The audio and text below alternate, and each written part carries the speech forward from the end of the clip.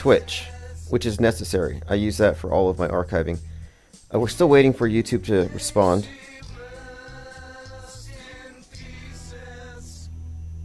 We'll know in just a second. This is One Eye Jack and the Shells' Death to the Ball, Requiem in E minor.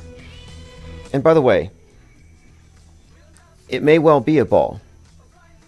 We'll see what the Flat Earthers find when they go on their penguin tour next month. But even if so, and I talked about this the other day, it doesn't make the cartoons we've been shown any realer. So, just an important point there. And I guess I should say, because we're not broadcasting on YouTube right now, that the entirety of this will be put up in the archives, so you won't miss anything. And I guess while we're waiting for everything to turn on, I could talk about some of the boring things. Like, for example, I've now connected Substack with YouTube, which will now auto-export the archives in a podcast format. And there's a number of reasons why that's advantageous, but anything automated is good. Like, I don't often promote it, but we are on BitChute. I rarely go there because it's mostly just Nazis. However, it auto-exports from YouTube to BitChute, and a lot of people like it. Not just Nazis. It's just the Nazis are overrepresented in my comments sections. Like, who's the they? They always say. It's like, I know your whole script. You're just critical J theory, and we've already exposed it as a huge fraud. I mean, people can choose to waste their life in whatever box they choose to put themselves in. These mental FEMA camps, that's what we're really looking at here, the compartmentalization of mankind into these mutually exclusive Truman Show-like enclosures. Choose your own apocalypse. And I've noticed some somewhat mainstream articles talking about how now we're at a time where people have the luxury of being highly subjective about their worldview. And it's a luxury. It really is. You can have all these different delusions that don't match reality insofar as you're insulated. And I don't see that changing. I think we're being moved into a giant padded cell, big open-air asylum, where it's just safe. That's why I say it's pointless to resist. Resistance is futile because the so-called truthers are essentially patients. And you can organize all the patients and maybe even rise up against the orderlies, but you're not going to take over the hospital. They're not in the right state of mind. And the truthers who believe in the alternative media's version of reality are not in the right state of mind to objectively critique what is in fact a form of worldview warfare. That's what history ultimately boils down to these days. Just think about all the fake news that gets a pass, even if we see it, that gets printed in the textbooks, carved into stone. These things are now real, according to all the authoritative sources. The history is being constructed page by page, fake story by fake story. And there is some real stuff in there, obviously. But media is a liar, and it's a good liar. And good liars only really lie when they can get away with it. They don't lie with every breath. Otherwise, they would be bad. And we're dealing with the most sophisticated liars in the world. I had an ebook I put out there called Lie World Order, and I'm going to expand on it.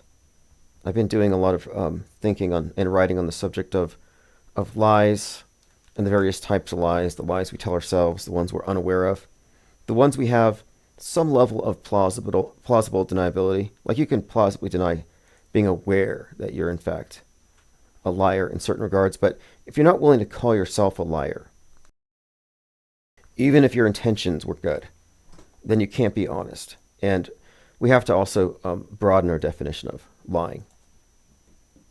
A lot of people hate that word, but I think it's important to understand it. It's nuanced. A lot of people hate the word power, and that too is also very nuanced because we've been talking a lot lately about visual illiteracy and how it's far worse of a problem than illiteracy. And I'm talking about the inability to process lies when they're conveyed through visual media, and how we can no longer discern real from fake. I mean, even I got fooled by a clownfish the size of a whale. Turns out it was AI. And so my eyes cannot discern the lies anymore, which means that if I'm not mentally processing everything as a skeptic with a certain high level of scrutiny, that it's, due diligence, I might buy all kinds of fishtails. I might believe everything.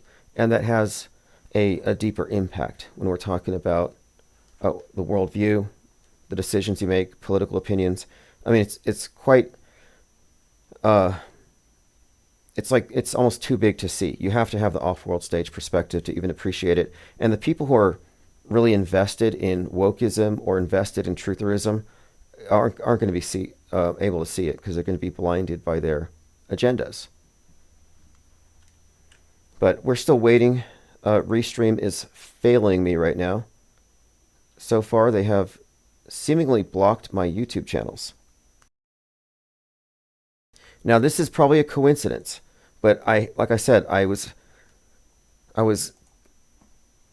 suddenly inspired to contact YouTube on every one of my closed accounts and request a review, an appeal. And I went through all my old channels I could find, and one by one, they've been unlocking these old channels. One of them I have 500 subs here.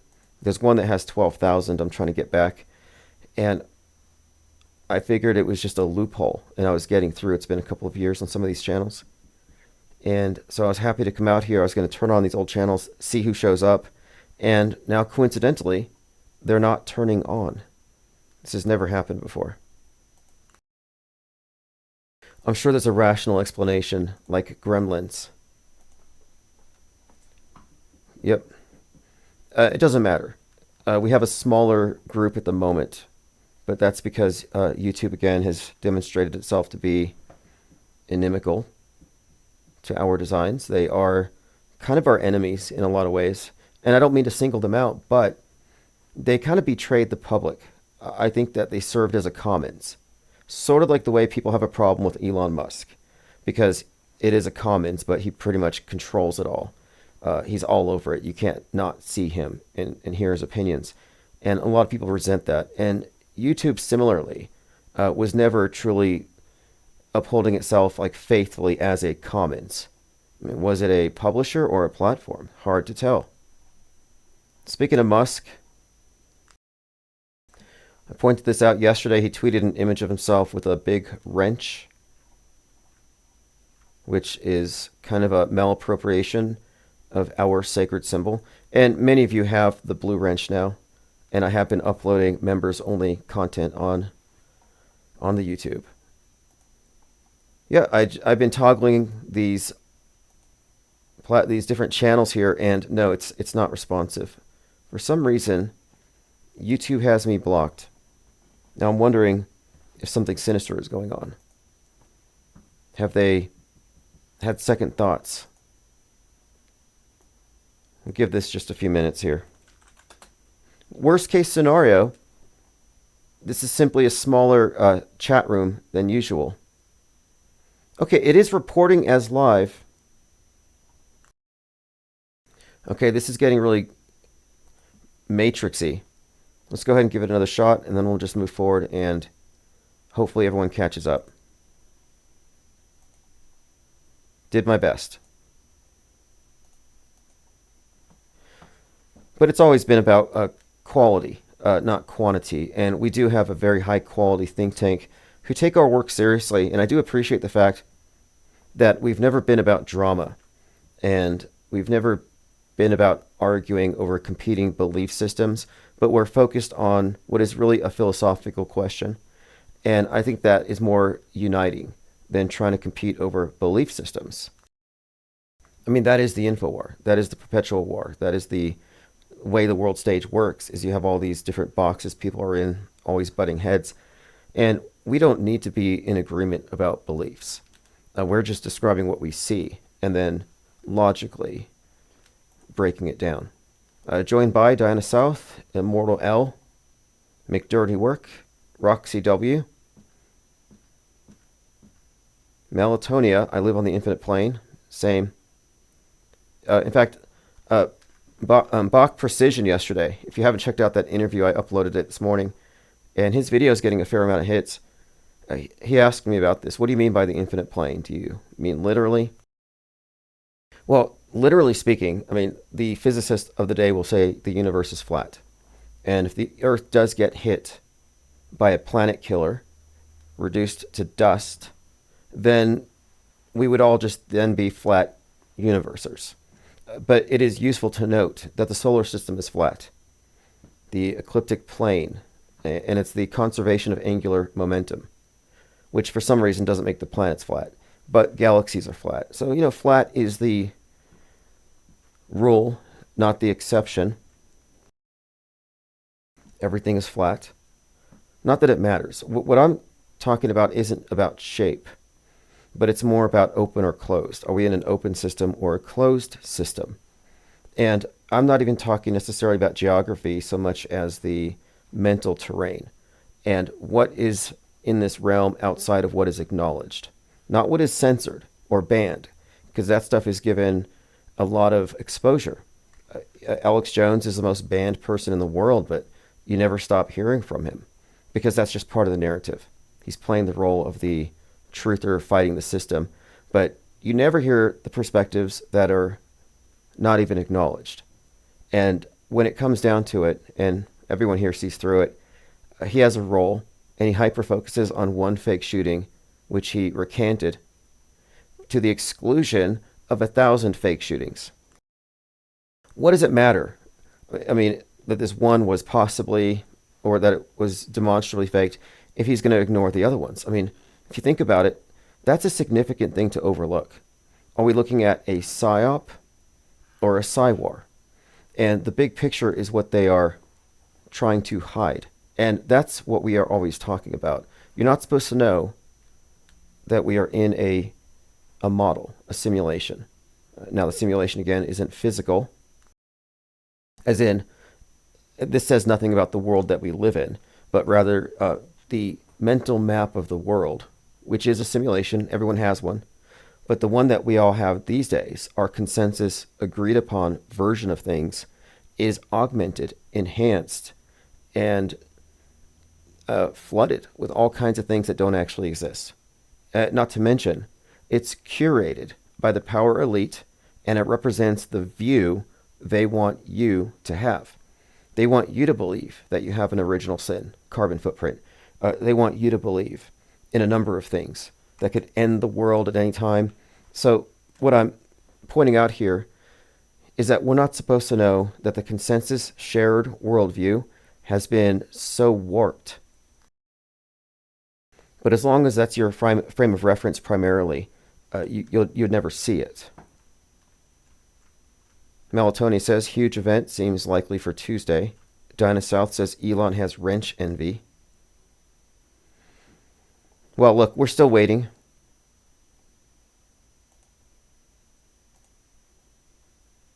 And who here doesn't have Elon Musk fatigue? Who doesn't have it? I mean, I had election fatigue. I actually didn't go live that day. I was just not interested in talking about the election when everybody else was talking about it, because I think we all knew, based on the movie Civil War, the way things would be going. He just now entered into his final form. He's Biff Tannen. And as Biff Tannen, he is going to manifest as Hiram Abiff Tannen, as they fulfill this bizarre, cryptic, Freemasonic human sacrifice, death, resurrection ritual, which was somewhat alluded to the other day when Stallone spoke at his event, and Stallone talked about Rocky Balboa, the boxing ring in a converted church where it said Resurrection AC, and he was talking about Trump, and he said Trump doesn't exist, he's a mythical character. Of course, he didn't mean it literally, or did he? But my point here, this deification of Trump, one of the topics that we've been talking about here, it's part of a bigger story, and it's not over yet, is my point. He was basically he was actually specifically the inspiration for Biff Tannen. and he just now entered into that phase where things come to chaos. And we were talking about various movies that have predictive programming for Trump, etc. And I found some fascinating parallels between Megalopolis and A Man in Full, in which the Trump representative is taken out as the result of the machinations of an Obama representative. Very consistent predictive programming. Melatonin says, I think you need to consider Rumble. You know, I have Rumble, but I don't use it because the ads are just annoying. But maybe I should go back to it. We don't usually have these problems. This isn't a usual thing. Not sure what's going on. For some reason, YouTube is not being receptive to our signal. But I was just going to ignore it. And those who have missed it will just have to catch up later. Not a big deal. What I can do is I can turn us on to Twitch. And hopefully things will change. We'll check it out here in a little while. I didn't receive any kind of notification indicating that my channels have been shut down. But again, it is most unusual considering so many channels of mine were just recently resurrected.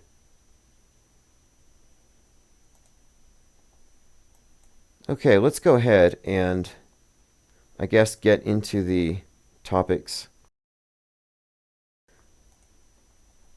I have a website called The Insider, or insider.online. And insider.online is where I will be primarily posting information about the tabloid, as well as links to purchase it. And it's kind of, it's not on the back burner, it's on the front burner, but it's just kind of waiting. It's waiting for funding, which I'm working on obtaining and earning, etc. So it's happening. But I am using the site now on the daily. So anything worth talking about goes into this list, which are, it's the IPR points of interest. So for 11/17, I just watched Focus with Will Smith and Margot Robbie, which explains predictive programming perfectly, actually. There's a scam scene in the movie where the characters are able to influence someone's decision by planting seeds in this person's frame of reference. So we'll get to that. Slide. Maybe I'll play that. Tyson Paul fight, humiliation ritual. A number of people have found some other connotations behind the fight. Now, this is a good one. This is one of the things I wanted to bring up. I made a short on the Riddler connections to Thomas Crook. So this is a short video, about 1 minute.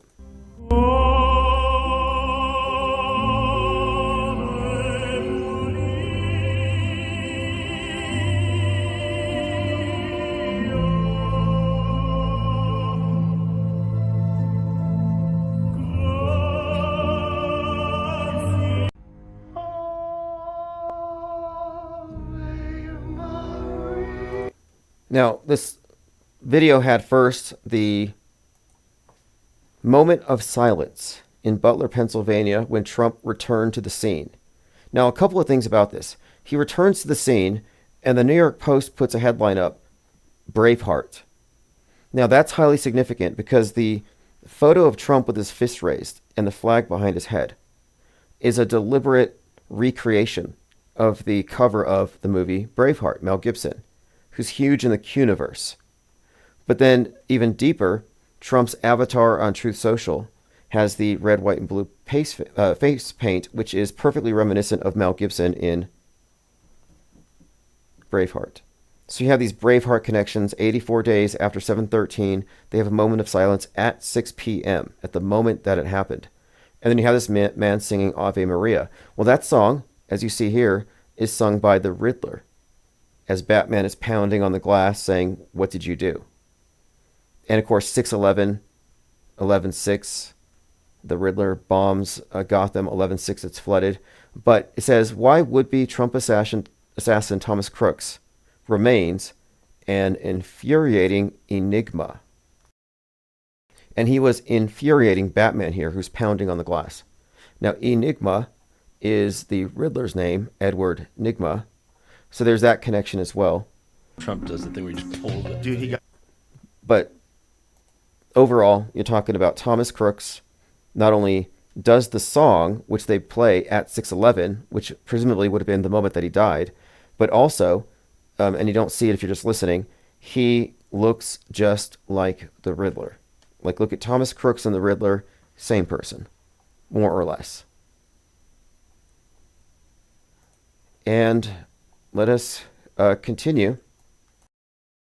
Again, I'm not suspicious at all about the fact that I managed to more or less trick, I guess. What's the word? I was just testing. But I managed to get a number of my old YouTube channels resurrected. And for some reason, none of them are responding to the restream software. That's really bizarre. Never happened before.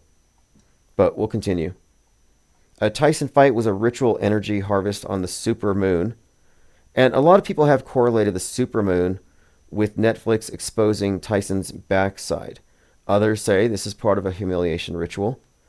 And others have connected it to Mike Tyson's Punch-Out, comparing the visages of Tyson and the guy at the very beginning of Punch-Out who has the glass jaw. I think his name is Glass Joe. Okay, so Glass Joe does have a curious resemblance. And he's like the weakest character. He's the guy at the very beginning. So for Glass Joe to beat Tyson, that's kind of a humiliation. Not that Jake Paul is a Glass Joe, but some people have made this connection that maybe, and I don't know, it could be cope. Some people think that maybe Tyson, more or less, didn't fight as hard as he could have in order to, basically benefit both of their pocketbooks, which is sort of a humiliating thing in and of itself if one cares about the integrity of the sport. But I don't know. I'm not all that deeply opinionated about it. It looked to me like an exhibition, not a fight. I wasn't really married to any particular outcome, but some are seeing in this suggestions that this is a deeper ritual. So one such person is Conjure Queen. I recently subscribed to this channel. She has sort of a Metascript take on things, but let's take a listen here. Right now, they trying to get that anger, that rage. What did I tell y'all? Y'all gotta start tuning into my YouTube videos, because I told y'all they're gonna harvest the energy. They're gonna, don't, like, pull back. Remember what I told y'all, right? Like, don't get so caught up in your emotions in this thing. Now, I like her advice here about pull back and not getting caught up, because one of the things that typifies news consumption, the passive news consumption of the mainstream and the alt media news consumer, is that they do get emotionally caught up. That's why they would get mad at us when we would call things fake. They'd say, "How dare you? These people died." Well, you don't know that. We point this out because they want you to be emotionally engaged, because it's all about emotional manipulation, to override your thinking with emoting. And skepticism is based on really nothing more than suspending judgment until more facts can be discerned. And suspending judgment means a suspension of reactions. And by the time you get the facts, you might realize, well, there was nothing to react to. Or if there is something to react to, you've had enough time to process it so you can respond to it like an adult, not like somebody who's triggered by memes. So Conjure Queen makes a great point about suspending emotional engagement with a known pathologically lying emotional manipulator, which is what the media is. I told y'all on my live yesterday that they're going to try to harvest your energy during the full moon. Pull back. It's entertainment. It's a distraction. Get back to yourself. Right? Anyway, interesting video. I put a link on Minds, but the point was made. Whatever your interpretation of the event, your attention is the main thing. It's not your money. Netflix didn't need your money. That's some kind of a government operation. It's not going to run out of money. It's more likely that they need your attention. And that was one thing that it demonstrated, the spectacle. And we found all kinds of things like, headlines and memes attached to this whole narrative that actually connected to this bigger story of the spectacle being the whole point of it. Speaking of which, spectacle and Coliseum fights. Was it Gladiator 2? Gladiator. We were talking about bread and circuses. Gladiator 2 comes out on 11/22, and I watched the trailer, and it talked about the fall of an empire, which is consistent with the marketing of Megalopolis. So there's something coming up here. Melatonia says IPS is like USPS, neither the rain nor sleet nor restream interference. Well, we're practiced in this. We survived the termination of more than 150 YouTube channels. And I've always leaned on Twitch. I always have Twitch on because no matter what happens, I have a record that I can repair it and then I'll stream it later.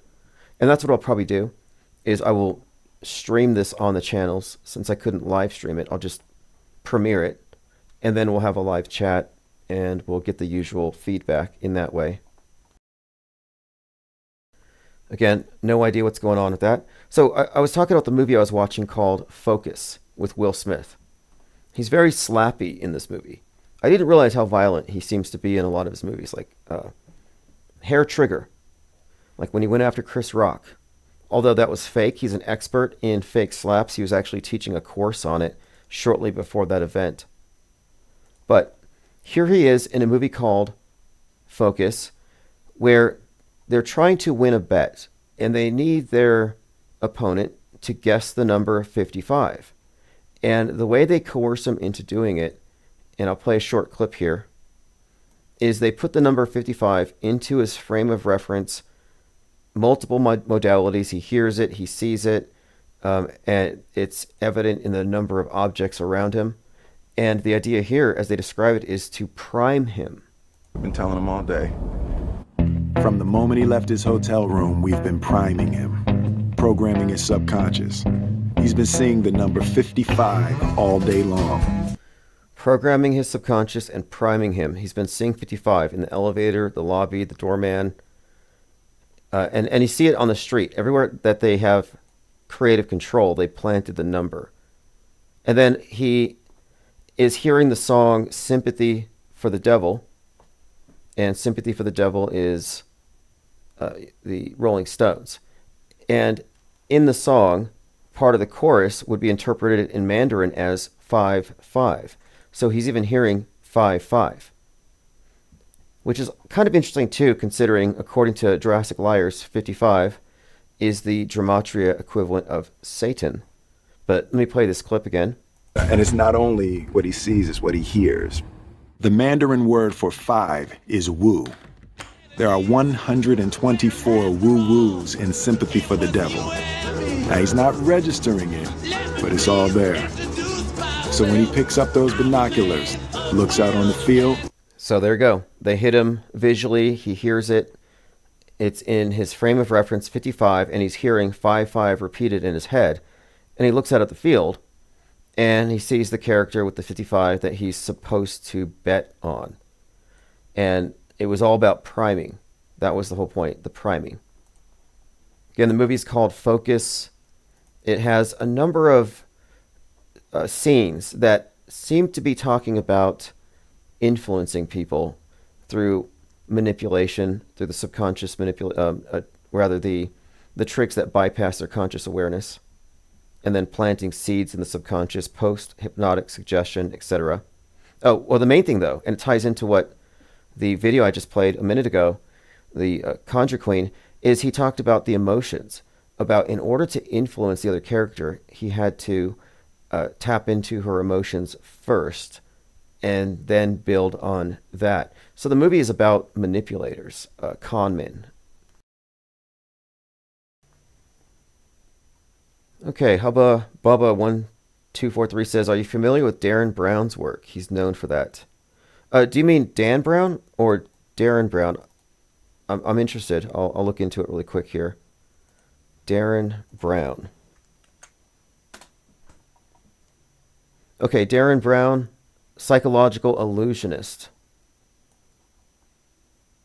Not familiar, but I'll look into it.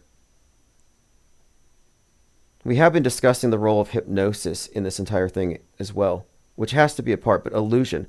Les Luthor, very good X channel, calls what we call psi war or mind war. He refers to it as illusion warfare, and I'm all for it.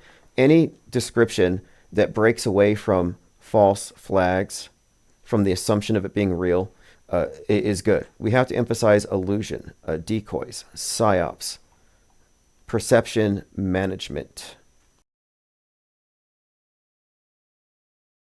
Melatonin says, remember all that Pentagon missing money before 9/11, how it magically memory hold? It's happening again. Huge event.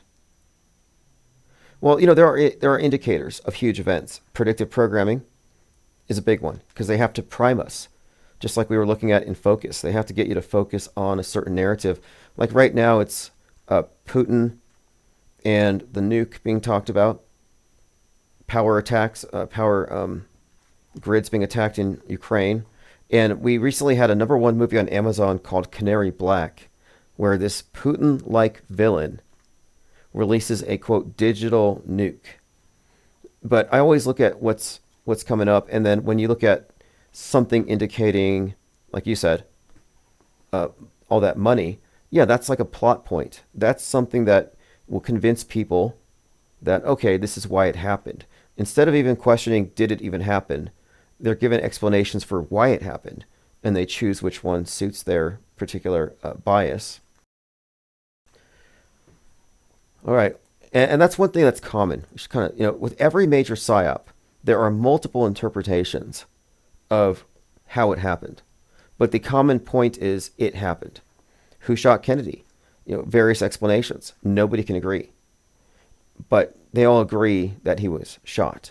And what we're bringing into the conversation here is the third alternative that doesn't assume the thing to be real.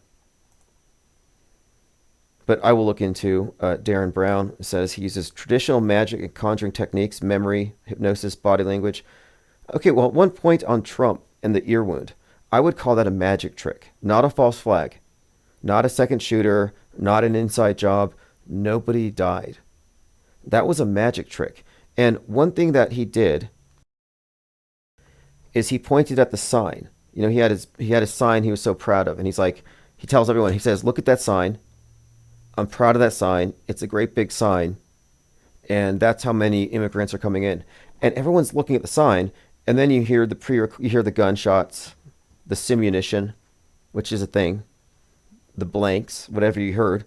And then he does his little ear thing. He opens the McDonald's ketchup packet below the podium and he squirts it on his head. But he had everyone looking at the sign. And magicians call this misdirection. So you're looking here and the trick's happening on the other side. And I would call that a magic trick. It was definitely expert. I mean, I wasn't actually convinced of it. I mean, it didn't convince me it happened. But everybody I know is convinced. That's we have to keep in mind. We are perceivers. We are very active in our perception of media. We process it. The passive consumption of media by the mainstreamers doesn't allow any skepticism about what the screen presents. So they just assume it happened. They just debate on who did it. And that's why I'm not surprised when I find zero skepticism out there.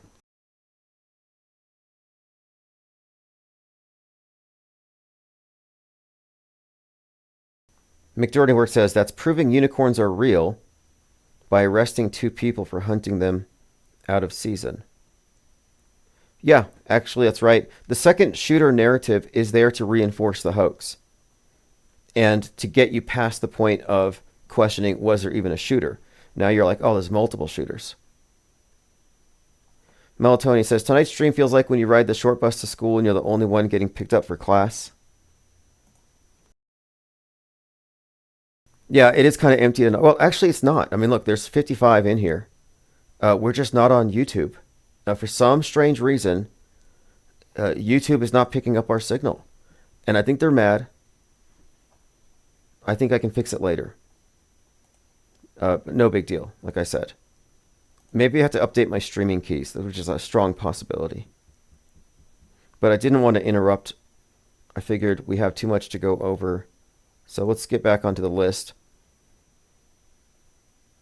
Rogan looks at Trump's ear. Here's one. Biden lifts ban on Ukraine using U.S. missiles to strike inside Russia. Russia launches its largest air attacks on Ukraine's energy grid yet. So there's that theme.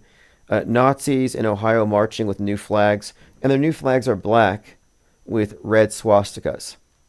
Many people have accused them of being feds and cops because many of them are kind of the way they move. They look like they're actors, LARPers. But I'm not too quick to say it's not real. I mean, BLM is real, and then you have agitators, and you do have people who really do believe this stuff and march around with flags. But I tend to think that it wouldn't happen without federal agents, informants, provocateurs. UFO laser pointer video debunked. So this one took me 5 seconds to debunk. I saw this video of apparently a family camping, and they're looking at the sky and they see a light, and the guy shines a laser at it, and it moves at a tremendous rate of speed across the sky. And at one point, his laser pen manages to actually light it up. Like, it reacts. It actually reflects back this bright green light. Like it's interacting with him. Like, wait a minute. You shined a laser pointer at a UFO, and it started glowing for a second. So I'm going to play the video, and then I'll explain what you're really seeing here. Started here, and then he flew and curved down this way. I got just the beginning of it. Oh, here's another one right here. You see him?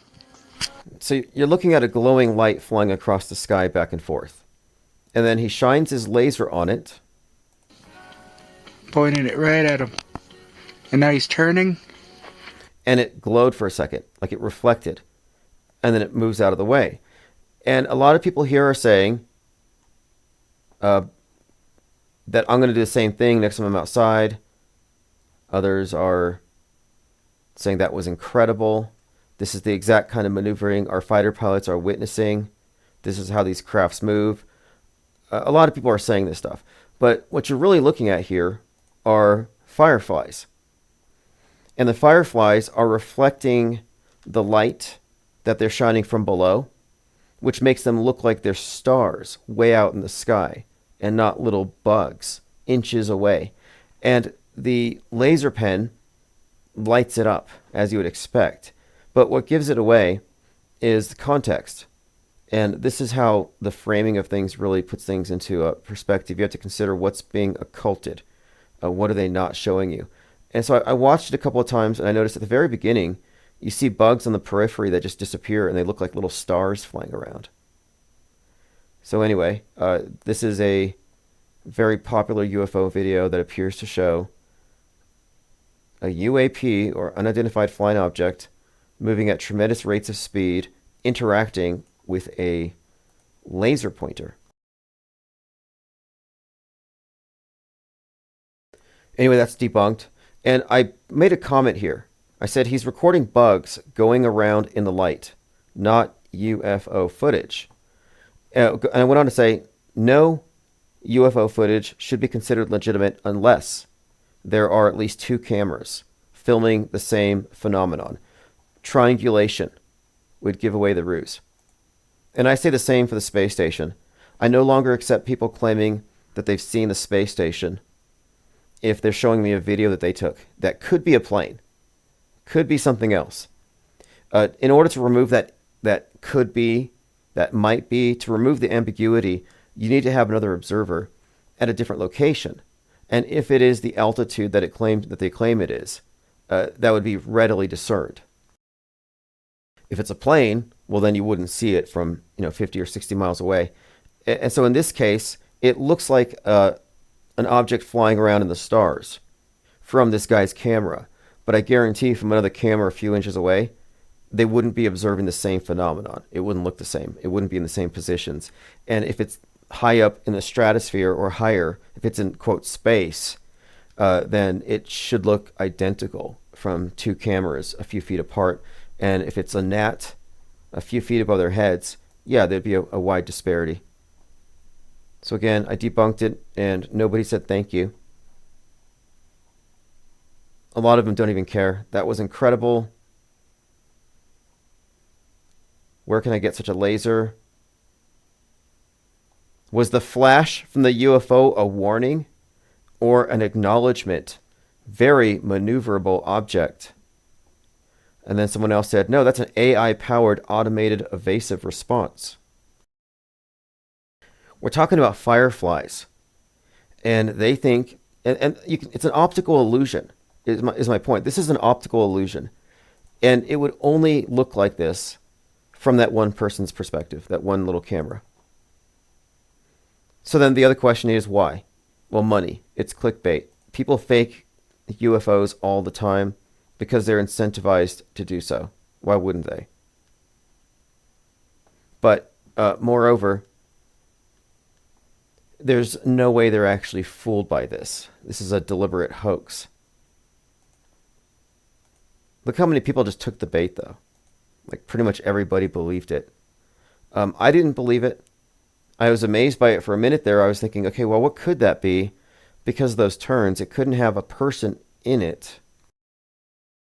So I was perplexed, and my go-to response was, okay, this could easily be recording the laser pointer and then adding the white dot after. So that's where I was leaning. And then I noticed bugs on the periphery, and then it became impossible to unsee it. And it perfectly explains the way that it reflected the laser. Very interesting trick, a magic trick. Those are gnats. Yeah, those are gnats. Okay, next. This is the article I posted. And look, this goes against truth or orthodoxies. And a lot of people aren't pleased when their theories are debunked. And then there are people who want things to be true. There are people who want to huff chemtrails. And who am I to judge? They don't want to let that myth go. And it does not even qualify as a theory. You can't say my theory of unicorns. I mean, maybe you could, but you're really just talking about a mythological creature, something with no evidence. So it doesn't really qualify as a theory or based on observation or the best possible explanation or answer. And the whole idea of chemtrails, of course, is based on a deliberate and willful ignorance of the predictability of contrails and what would cause them to be persistent. But I find that many people don't want to let it go. And so I let them have it. Have your belief, as disempowering as it is. And if you're really scared, wear a mask. But I think it's important to be honest. That has to be our standard. And sadly, truthers generally fall short on this. But now, this is the next thing. Revelation of the fake. PSYOPs imitate art. There are 4 competing explanations for predictive programming. And I have to assert right off the top here, predictive programming exists. The term generally describes apparent clues about future events embedded in the entertainment media. And there are several interpretations for this phenomenon. So most people dismiss it as coincidence. Some people will deny it exists, like that ignoramus Mike Rothschild, who studies conspiracy theories, who writes about conspiracy theories for a living. He's testified to Congress about QAnon, and yet he denies that there is such a thing as predictive programming. And he's too smart to not understand it, so he's deliberately ignoring it, and they hand wave it away. And I don't know why, but that's not my problem. Most people dismiss it as coincidence. Others call it revelation of the method, believing it's placed there by the conspirators themselves, who are going to do bad things to us in the future. And they assert by telling us we are consenting to it. Then you have the synchro-mystic explanation that suggests a higher power is at work. And they will loosely define this higher power as a supercomputer, AI, a demiurge-like sentience controlling our reality. And these have been the dominant explanations for predictive programming for decades. And finally, there's this, the metascript. This is a new explanation that doesn't reach for higher powers or wizards clearing up their bad karma. So let's examine these various takes. There are 4 takes on it, and I'm curious as to what people's opinions are. 1, 2, 3, or 4. So 1, eerie coincidences. The mainstream media's take on the numerous instances of predictive programming in films, video games, books, and children's cartoons is that these are mere coincidences, or oftentimes eerie coincidences. It's an eerie coincidence that White Noise aired on Netflix about a train derailment in Ohio and a toxic airborne event, and then a train derailed in Ohio and they had a toxic airborne event, and many of the extras from the movie White Noise had to be evacuated from East Palestine, Ohio when the real thing happened. And they're like, oh, life imitates art? No. Psyops imitate art. So why is it wrong to call it just a coincidence? Because this explanation ignores the evidence that we point out every day. It's as simple as that. There are more of these than people think. These are not anomalous. And these are not just like disconnected. They all exist in the same fictional universe. And there's foreshadowing throughout the entertainment media. And beyond this, beyond things way in the past, you have real-time concurrent alignments between events in the news and what's happening in the contemporary fictional universes that overlap with the real world through the lens of news media. Case in point, the Riddler. The Riddler looks like Thomas Crook. The media calls Thomas Crook an enigma. The Riddler's name is Enigma. The moment of silence has a man sing the song the Riddler was singing in relation to the thing that he did. And then you have the physical resemblance of the two. And you can call that a coincidence. Then I'd say, well, what about Caped Crusader, which aired at the same time that Trump was being shot, and it's on Amazon, where a character, Rupert Thorne, clearly based on Trump, has his ear clipped in the exact same place. And we have multiple examples. I have my favorite top 20 examples of predictive programming for Trump's head wound, but we talk about this all the time and how it overlaps. And the Batman universe happens to be strongly connected with the Trump and not just Trump, but the left versus right dialectic. I compare Joker to Antifa, the underclass in the Marxist class warfare perspective. He represents, kill the rich. And then Batman is privileged and rich. He's rich himself, and he represents the fascist right. So Antifa and fascist. This is a deliberate correlation made in the entertainment media to correspond to future news events. So anybody not seeing that isn't paying attention, and their opinions are not really all that interesting or valid. They're limited. They're in the box. If you're not aware of PSYOPs and PSYWAR, and you're not including in your assessment of the news the fakeability of anything, the strategic fakeability, the use of simulation, then your opinions are going to be constrained.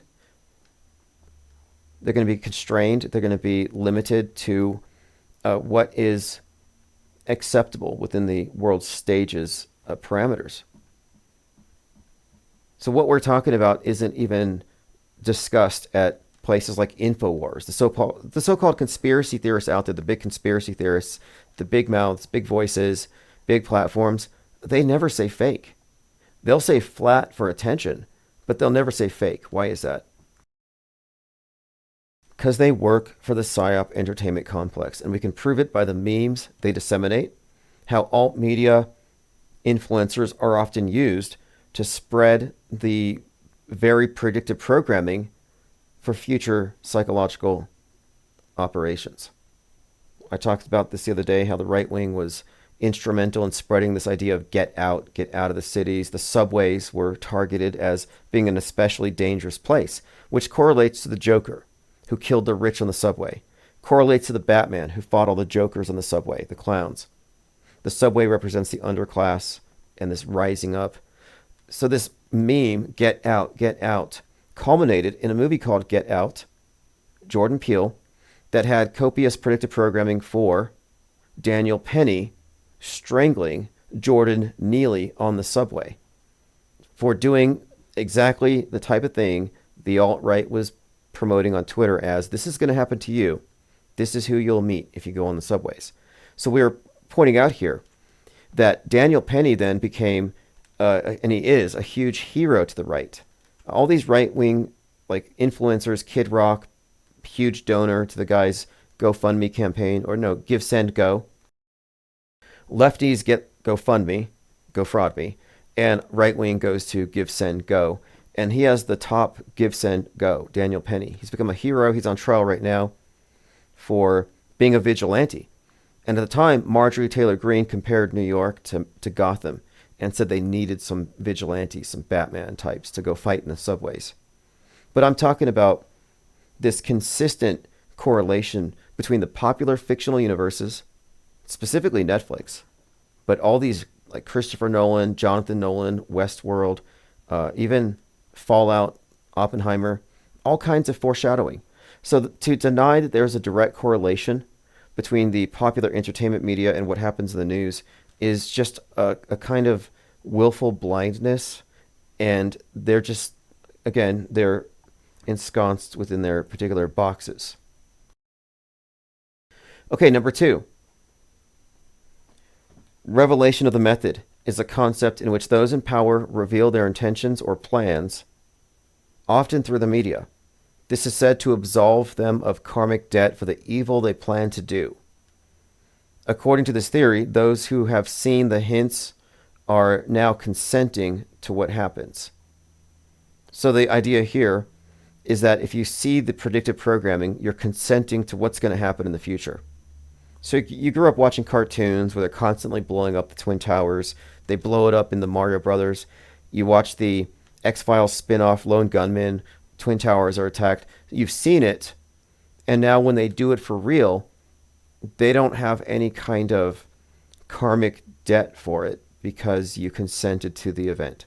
Now, if that doesn't make sense to you, it's because it actually doesn't make sense. But this is an explanation that has floated around for a long time, and it's always they. They have to tell us. And I'm like listening to this, I'm like, I understand in a way how you might conclude that if you didn't know these events were fake. But it falls into the category of MSM+. Now, while this is, it's not the same as the mainstream, it's not ignoring predictive programming, and it is attributing it to human beings, which is a key point. But it doesn't call things fake. The people who call it revelation of the method are generally those who think that these are false flags. And if these things were fake, then why would they need to tell you in advance? Think about it. If they're going to do a fake event in the news, then why would they need to be worried about bad karma if there's no blood being shed? So, unless there's bad karma for terrible crisis actors, I would say that explanation does not suffice. So then we have the third one, synchromysticism.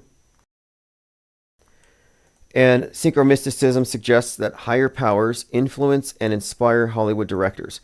So synchromysticism rules out number 1. It's not merely coincidence. But they also say man couldn't do this. So it can't be revelation of the method because man couldn't do this. Man couldn't be behind such a bewildering array of coincidences and impossible connections. So they rule out man and they rule out coincidence. So they go on to something higher. Now, what is something higher? Something higher that whispers into the ears of Hollywood writers and directors. Now, it's never explicitly identified. It remains kind of vague. And the latest trend in predictive programming, because it used to be Illuminati, it used to be whatever group you say is in charge, the latest trend has been to claim AI is behind it, which is part of, I think, the general paradigm. We've been given this information. We've been given this idea. HAL 9000, even newsbenders inferred AI. I have an interesting book over here called In the Country of the Blind about a supercomputer that allows a small group to guide humanity by predicting trends. But here's the thing, the something higher, that's the problem here. The ruling out man. So I think one group is right, it is man. But they're wrong on the why and the what we're really looking at because they think it's real, not fake. So here's what the synchromystic explanation has to confront. All of the foreshadowed events are fake. All psychological operations are scripted and act it out as people act out in the movies. So they can examine how movies predict the future, but they still remain baffled about how this could be. They still attribute this to a higher power. That these Hollywood directors are somehow conduits for a higher power, that media is divinely inspired. So I want to point out that higher powers, whatever you think they are, would not use the medium of a multi-million-dollar propaganda movie to drop hints about future fake events on the news that are poorly performed. Like, there's a far more mundane explanation, demystified, and that's what I want to get into. So there is a synchronization. The synchromystics are correct partially. It is synchronized. There's a deliberate synchronization and entrainment, and that's where we get into the fourth explanation. The fourth explanation is a new one. Really emerged in the last few years, but it's really in the last 6 months. I think we've kind of firmed up on something here. That there is a metascript that our manufactured history follows. And this is accomplished through simulated events in the news. Like reality TV, we have a president who's a reality TV star. And all of these simulated events in the news are foreshadowed with the form of propagandizing that we call predictive programming. So predictive programming isn't a magic spell. It's not a hint from God. No, it's foreshadowing. It's a literary technique in a script. And I call the script, I'll finish reading this here, because we're talking about the observed integration and synchronization of entertainment and news. And it can be understood better if you replace the word entertainment with entrainment. Replace news with simulated events. Now, not every news event is fake. Sometimes they report the truth, but you get my point. That the news media can lie at will. So it all falls into place when you use the right terminology. Fake news, day by day, page by page, becomes our fake history. Any evidence of this is just, it's pretty apparent. If you need it, just look at the history books. Look what's within the latest textbook and figure out or determine if you can find any mainstream event that we contest, that we say is fake, that isn't just presented as it was reported on CNN. Like, everything's going to reflect the mainstream paradigm. They might acknowledge conspiracy theorists and how they're wrong, but there is no skepticism about the world stage itself, the simulation. So fake news becomes fake history, and our worldview and our shared history includes all of the psychological operations and hoaxes. All these hoaxes, all the psyops that saturate our news media are part of our shared history, our shared frame of reference. So it would seem that big entertainment companies and government propaganda are essentially the same thing. The conquerors write the history. Who controls the past controls the future. Who controls the present controls the past. And the power elite have mastered the supreme art of war. And this is from Sun Tzu. The supreme art of war is to subdue the enemy without fighting. So if the news is fake and fake news becomes history, then we can say that history is a script. If the news isn't organic, if it is scripted, then our history is scripted. Every mass casualty drill has a script. Every fake terror attack has a script. So we're looking at the theater of mind war waged upon the world stage fictional universe, or within it. And the script, the meta script, encompasses all the other scripts that operate within its framework. That's why I describe it as a fictional universe. Like, you can describe a fictional universe, the Marvel universe, where some people are born mutants that have these powers. And now a wide array of authors and artists can contribute to this as long as they obey those rules, as long as their characters don't do things that are incompatible with the Marvel universe. And we have a fictional universe construct. That's what the world stage really is. It's the mental model, the internal model. That's the sim. And it's not the territory. The map is not the territory.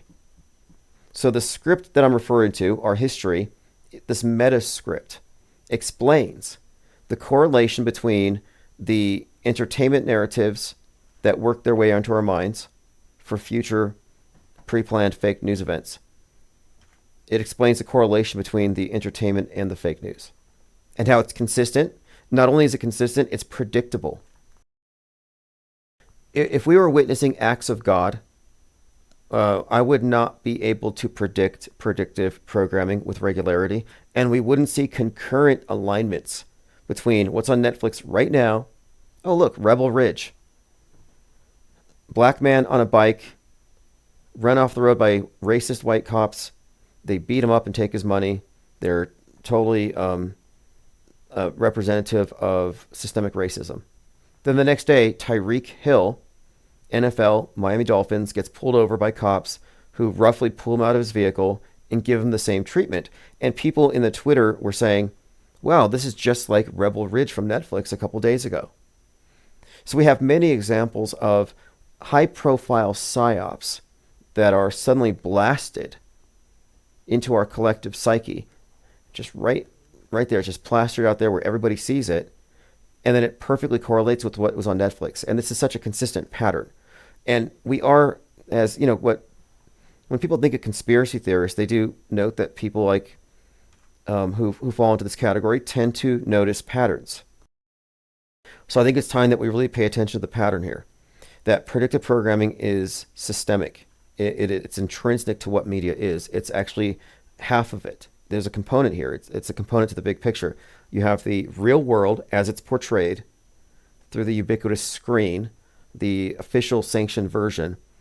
And then you have the entire body of entertainment where they're communicating to us on other levels, other modalities, through the entertainment, through the arts, but how these things are in fact part of a monolithic whole.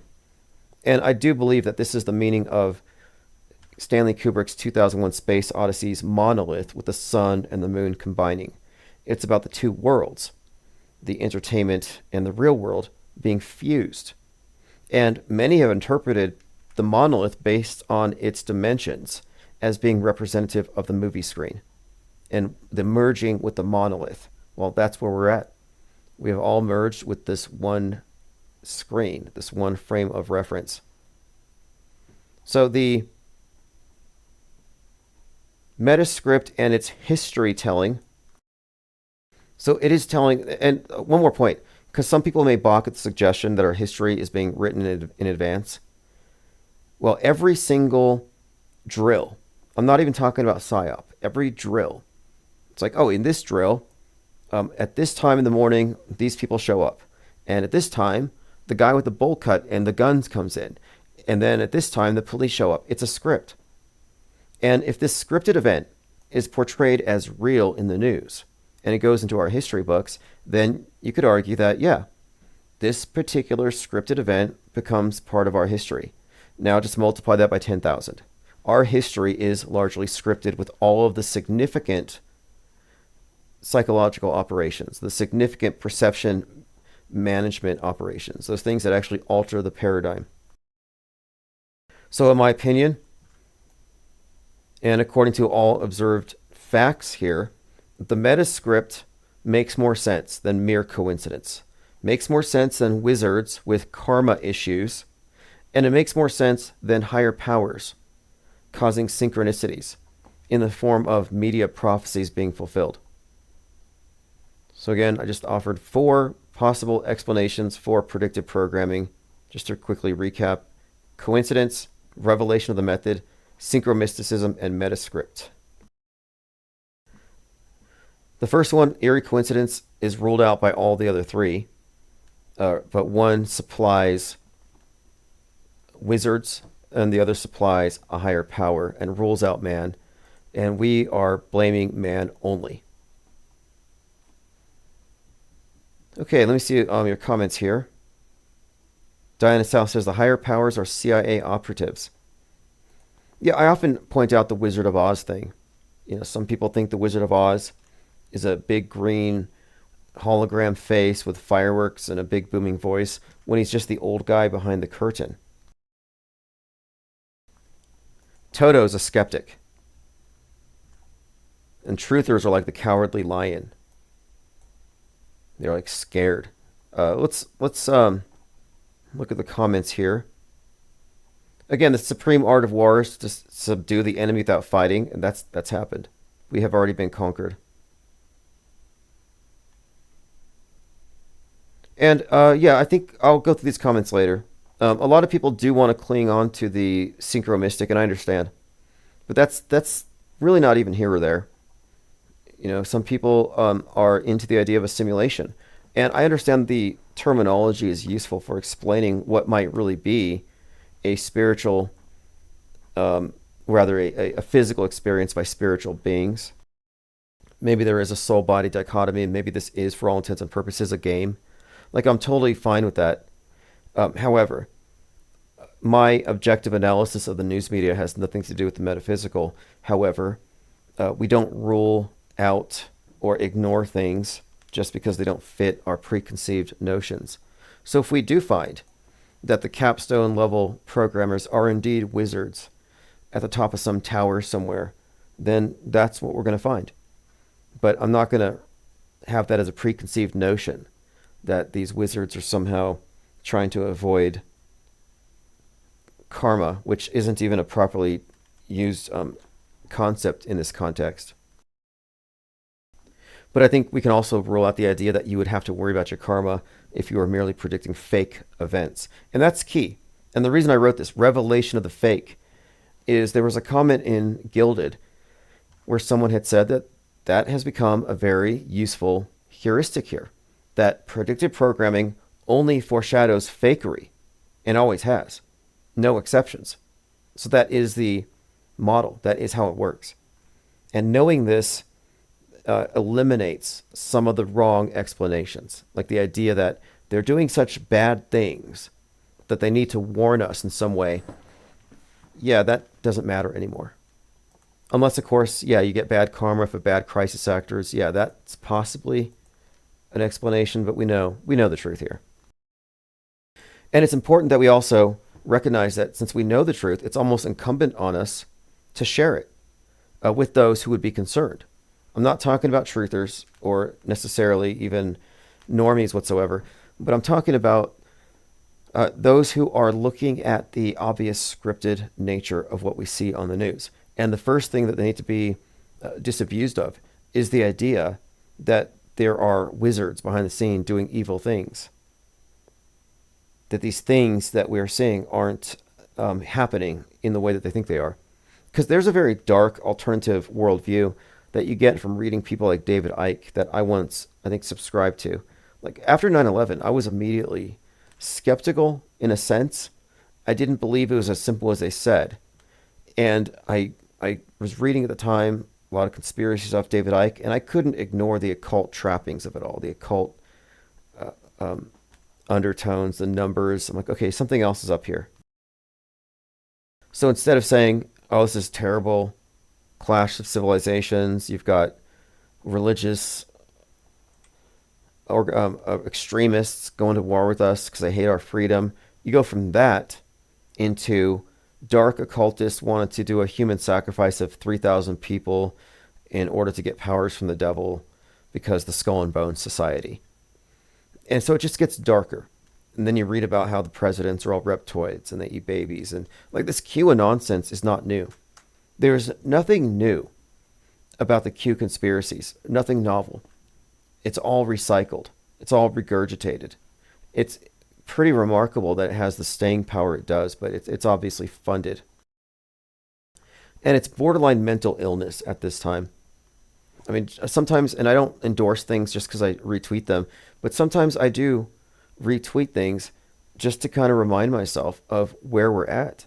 And there's a number of people who do still worship or believe that they're worshiping JFK Jr. So, for example, the Sacred Blue Tent, who has nearly 100,000 subscribers. President JFK is Christ reincarnated. We now call him Lord John Yahweh. If you know, you know. But if you don't, all will know soon. Now, most people in the comment sections are saying things like, they have the ability to time travel. All I can say is I searched for 60 years to find answers, and when I found this, I wept for joy. Heal the world, please, and show the people that you are still alive. I love this. Beautiful. Thank you. I believe this so much. Lord John Yahweh is with us. Finally, humanity can be saved. Thank you, John Yahweh. I believe this. Thanks a lot, Yeshua. I love you, John Yeshua. Heart emoji, praying hands emoji, heart emoji. Amen. So very happy. Mind blown emoji. King emoji. Anyway, it goes on. Jesus is Christ. Yeshua is Christ. Project Bluebeam can't change John Kennedy into Jesus. Okay, I think that was a skeptic, I think. Continuing here. No, he's not. The Bible is clearly stating when Christ comes back, he won't be reincarnated. Anyway, nobody agrees. But one point I will make is that you can't say this is any crazier than any other claim by any other religion. You can't. You can't say unequivocally that this belief is somehow less valid than any other religious belief. They're all on a level playing field. It's the realm of beliefs and subjective beliefs. It's the darkness that we are kept in. It's the hoodwinked realm. It's the one in which we compete over subjective interpretations without ever seeing the objective picture, the big picture, and what it really is. This is the wilderness of darkness that is referenced in the Masonic oaths, where everybody else exists who haven't seen the light, and they love this. This is designed to keep people lost. Lost in belief instead of obtaining knowledge and becoming informed non-believers. Like, I'm a proud non-believer. I'm not a believer. I'll never be one. I don't care how cool your particular belief system is, how fashionable or popular it is. There's no selling point that's going to make me relinquish the position of off-world stage and knowing what I know and knowing why I don't believe what the consensus may believe. I'm not going to join the hive. Okay, let us continue. So I looked into it while I was talking here, and it turns out the reason why YouTube isn't turning on is my restream has been downgraded from premium, and that's because I need to pay the bill. So the tank ran out of gas, so we're just pushing it up the hill tonight. I appreciate all of you here who are pushing the tank. Oh, there we go. I freed up room to open up one of the YouTube channels. So that backup channel that I just opened up today, there's 10 people there. Now I could flip the switch and bring in a flood from the main channel. I'm considering it. But let's see, we're already an hour and a half in. I like the idea of premiering it anyway, so no big deal.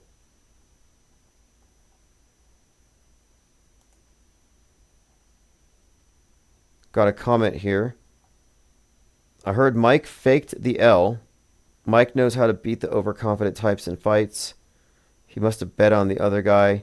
I think once you're making millions, you're suddenly down to do whatever you're ordered to do on the athletic stage.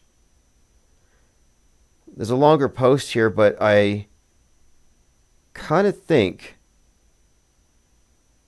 there might be something something here. He goes on to say, if a baseball player is told to give up a game, losing home run, he's already made millions, so he's going to do what he's told. Same with boxing. Even for his age, it's not the same as a sedentary life guy's age. He has muscle memory to walk in the park. He just dressed it up as acting beaten. He must have ate dinner with Heath Ledger before the fight. Do you think the baby Mike Tyson bit was the blonde boxer as a kid? Now, I have not seen this, but I do have on the screen an image of Mike Tyson biting the shirt of a blonde baby. And there's this theory that that blonde kid grew up and now it's Jake Paul. Okay, so let's continue. I guess what I'll do is I'll premiere this on the main channel later. I had to deal with some stuff, but we'll fix that later. So let's move on. We're talking about JFK, gnats pretending to be UFOs. Here's a statement from William Cooper, who claims that he saw UFOs, flying saucers, coming out of the ocean, which is something that Lauren Boebert, who vapes in the theaters while she's getting groped, yeah, she brought this up at the hearings at the House Committee about UFOs, that we got to look into underwater alien bases. Still come to me all the time and say, Bill, you're all wrong. It's the Jews. The Jews are subverting the world. Man, it's not the Jews. It's not the Catholics. It's not the blacks. It's these men who belong to the ancient mystery schools, who meet in secret and decide the fate of the world. And they belong to all different races and all different nationalities and all different religions to the public point of view. But in secret, it's a different story. People who still... So he's making the point, and I say this too, we don't have enough information to conclusively have a scapegoat that we can blame for everything. There are a number of narratives that support the Jesuits, the this, the that. Just choose your group and choose your scapegoat. And a lot of people build their entire worldview around this particular scapegoat. But what I realized early on is that there's manipulation on all sides, and that there's this mirroring effect, the political horseshoe, which they built into this model, where far left has this view of the oppressor as being systemic racism, the whole idea of, I guess I would call it critical, what they call it critical race theory. And then on the other side, you have this other view where, no, they're not the ones running the show. It's I call it critical Jew theory. And I'm saying that wokeism and trutherism are both built on this oppression narrative, and that they have identified their oppressor. And if they can just expose it and get rid of it and depose it, we can have world peace. But they don't have the same scapegoat. They don't think that the same entity is ruling the world. They have different scapegoats, and they more or less scapegoat each other. But so the way it works is like the left scapegoats the right, who they believe supports the systemic racist system, and the right scapegoats the left, who they associate with big government, which is moving towards the globalism, which is all code for what their whole big paradigm is about. And again, I don't think there's any validity to either explanation. I think these are two big boxes that manage to block most people. So when I say people are in boxes, I mean they've accepted false explanations that stop curiosity, stop seeking, stop exploration. And once you have them in this box, they don't go any further. And if you've accepted a scapegoat, if you've accepted one of these red herrings and you're chasing it around, you're in a box, and you're never going to step outside of the world stage framework. You will always be anti. You will always be pro or neutral. And they're all equally bad. Although you could argue that the anti-position is at least armed with enough cynicism and skepticism to arrive at the right conclusion, whereas the other side is very much married to big media, and they're not going to give it up.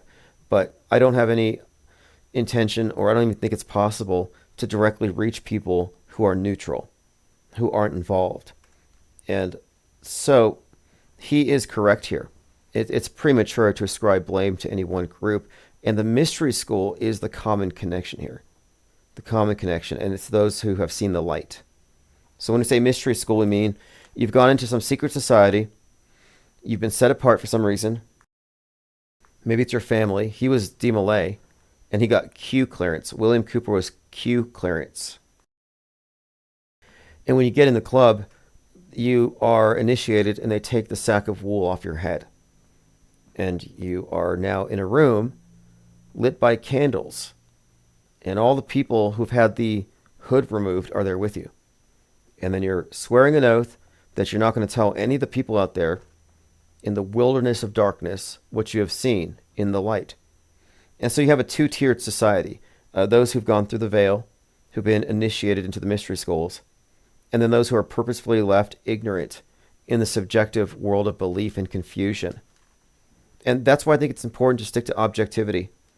If you're still confused as to why the news follows the entertainment, if you're confused, then you're in the world of subjectivity. You haven't arrived at a conclusion, a firm conclusion that you can rest on. And that's what I'm looking at, firm conclusions. And the answers are there. The information's there. We can stand confidently on the fact that we are indeed experiencing, living through, and being entertained by the news-bent reality, which is promulgating a frame of reference, a worldview that specifically serves the power elite. We are collectively in the village, and the elders are using lies and psyops to keep us here. And the village, again, is a mental construct. It has nothing to do with the shape of the world, but it might. Because people are going to ask what's behind the curtain once they figure out there is one. And when we reach a conclusion with this Earth-shaped thing, I think it'll mark progress one way or the other. Because once we realize that it may actually comport to what they say, but it still doesn't match what they've shown us, then we can really get back focused on the question, why have we been shown obvious CGI-generated misrepresentations? What are they hiding? Land, resources, entire continents. And one thing about the movie The Village that kind of ties into this is that this group of adults leave the modern world because they've had tragedies. And they moved into a little village, and they decided to raise their children in ignorance of the modern world. So they turn back time, and they exist as though they're in the 18th century. No technology, just basically an agrarian life. And the village is surrounded by red berries, the banned color, symbolizing blood and the loss of innocence of the world and all this stuff. The perfect utopia they live in is maintained, though, by the elite and the elders, they call themselves.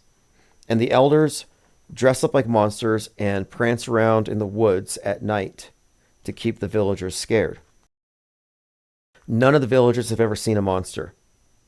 They've only heard them, and there's rumors, but none have ever seen them, although they have found animals mutilated by the monsters, but they've never actually seen them. So as the movie progresses, you find out that the elders are in fact wearing monster costumes and staging the animal deaths to keep everybody frightened of exiting the village. I mean, it's a great story. Is it a benevolent dictatorship? It depends on how you look at it. They're prisoners of their own ignorance. It's like a Truman Show, but they had no volition in it. And as it turns out at the end, you have this question that they're asked. Are you going to, when they find out, there's a couple of individuals who find out, they go to the red band color, which I think symbolizes the apple, the forbidden fruit. Now it's like you've become like the gods, you become like the elders, Elohim. You're no longer capable of being enslaved since you have the knowledge of how this thing works. So they get expelled from their Garden of Eden. They get kicked out of the village. And the alternative they're offered, though, is to serve it. So you can put on the monster costume, become a terrorist, and maintain the status quo, or you can GTFO and try your luck on the other side of the ice wall. It's actually a profound movie. The ones who wake up, the ones who see through it, one is blind. She's visually impaired, so she's not able to see the propaganda she's supposed to be afraid of. She's not able to actually, I don't think it has the same impact. The other character is the village. He's kind of neurodivergent, and he laughs at the spectacle. He laughs at the drills where they're hiding in the basements and the monsters are pounding on the door like they do at these hyper-realistic school shooting drills. He's not scared, and later gets himself into trouble by finding the costumes and wearing one. But the third character is kind of morose, played by Joaquin Phoenix. I think that maybe he's just a critical thinker, and he senses something is off. So these three kind of stray together. Everyone else, by comparison, are NPCs. They're super happy. That's another aspect of it. They're really happy in this life. So it's like, well, brave new world, I guess, but kind of more rustic. All right, let's continue. Breaking, Vladimir Putin just announced to use nuclear weapons if a mass missile or UAV is launched toward Russia. We need President Trump to stop World War III, America first. Putin, Russia reserves right to resort to nuke weapons if faced with threat. Now, I don't believe in those things, so I'm not even scared. But I'm sure there are people right now ducking and covering, practicing their drills, digging their bunkers, ordering iodine, praying to JFK, because they believe all this stuff. I don't care about it. I mean, I care about it insofar as I'm interested in the next plot twist. And it does comport with the predictive programming, specifically Canary Black, where the Putin guy does the digital nuke. But I'm not concerned about real fallout. But I am concerned with how this information is processed by people in the various boxes within the subsets of the mainstream view and how they will respond.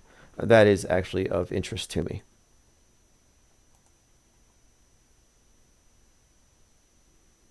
But I think it's important to know what's inside each box. I could tune out and spend the rest of my life doing watercolors out in the woods, and I would be fine and happy. Like, I don't have like an addiction to propaganda and media. I'm not a politico. But this is a philosophical pursuit. We're studying cognition in an era of hypermediation that's become very psychedelic, and how the subjective belief systems are compartmentalized. This is a fascinating work in anthropology. I think it's also fascinating to study the syncretic blend of fiction and news and various, I guess we would say, mythological constructs, religious myths repurposed for modern propaganda. I mean, it's endlessly entertaining. And I find the facts that we're digging up here to be just intriguing pieces in a large puzzle. And we're consistently finding this thing to be internally consistent, as all fictional universes are. Immortal L says, unfortunately, many in the online community parrot the media messages.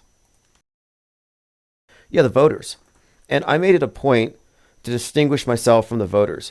A lot of people said, why were you just trolling the MAGAs? Why didn't you sit down and ask them why they became a Republican? Why weren't you trying to engage them in intelligent dialogue and discourse about their deeply held political convictions? Like, what world do you live in? Believers are not reasonable. They might be reasonable outside, but when they're in their church, when they're in their sermons, when they're being these evangelibles following their Christified Trump, they're not in a position to debate or converse. What we're looking at here is the invisible box, the boxes. But I was pointing out the box. Like, look, they are in a box, this MAGA-verse, and they have a certain set of presuppositions. And I can only be, if I don't agree with them, I can only be on this other side of the box. That's why they said I was a Democrat. It's like, I'm not a Democrat. I'm not a voter. I'm not going to vote for a crisis actor. And at that level, that's primarily what they are. Demagogues and crisis actors and participants in this thing. You have to remember that psyops don't exist in a vacuum. It's not the occasional fake tree in an otherwise real forest. It's a forest of fakery. All the trees are fake. Like, it's that bad. Although, paradoxically, it's actually really good news. It's like, okay, you're telling me that there aren't any real monsters? That's good news, right? There's no monsters in the woods. That is great news.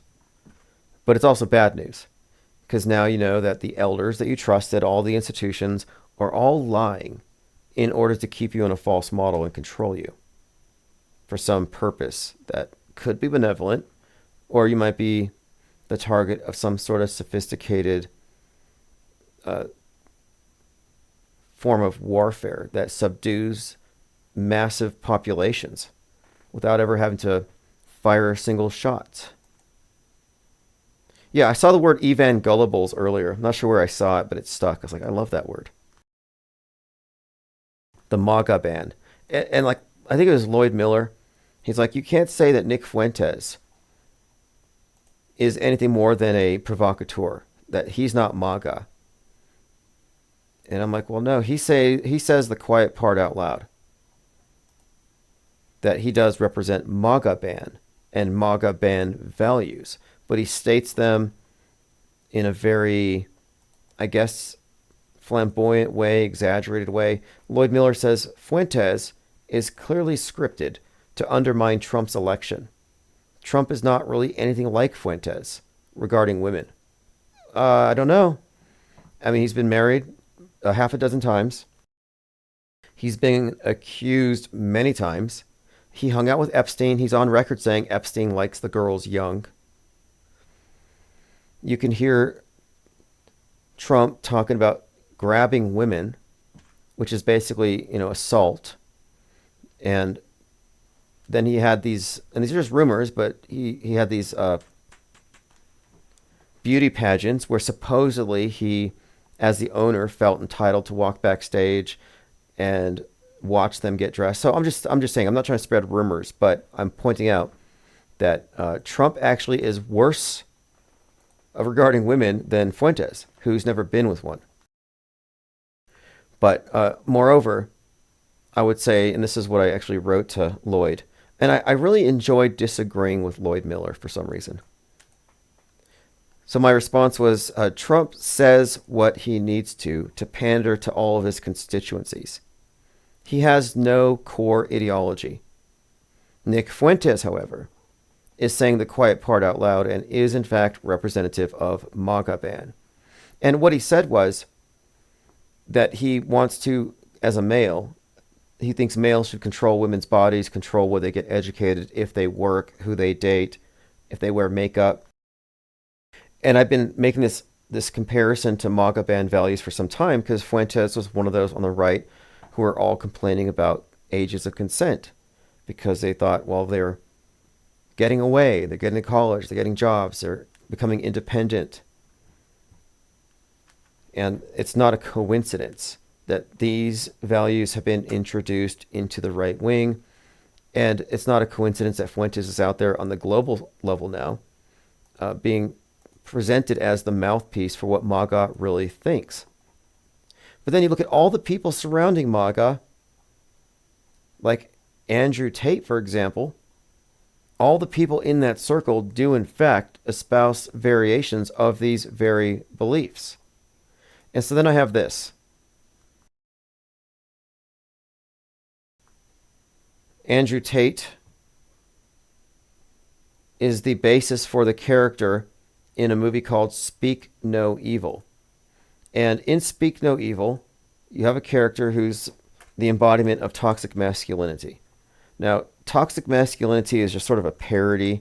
It's basically the opposite side of the political horseshoe as radical feminism. Like MGTOW, men going their own way. And so Andrew Tate, the whole human trafficking, Tater Tot University, he teaches young men to be mean to women. Well, he's the basis for the villain in Speak No Evil. And if you look at the cover art, the movie poster, it has the Tate character giving the sign of silence. And I think that's highly significant.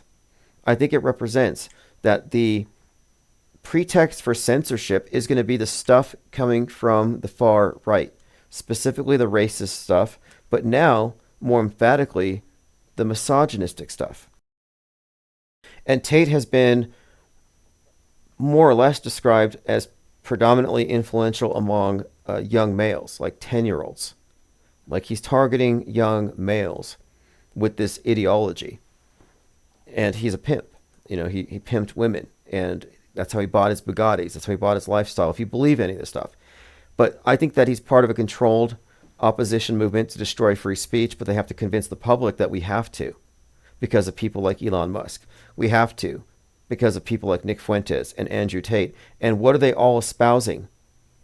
the disease X, the mind viruses that are going to be the basis for censorship, are going to be those that are most offensive to the neutral and the woke, the left, and just mainstream society. So they're bringing about ideas that are just unconscionable. And that's why you have Nick Fuentes out there as this poster child for MAGA ban. And that's why Andrew Tate has been consistently also put out in front of all these characters. They're all apologists for him. Well, anyway, I'm saying that the symbol of his finger over his lips is foreshadowing. And even the director of the film said he had no idea that Tate would be under house arrest when the movie came out. It's what I call concurrent programming. Evidence of a world stage character.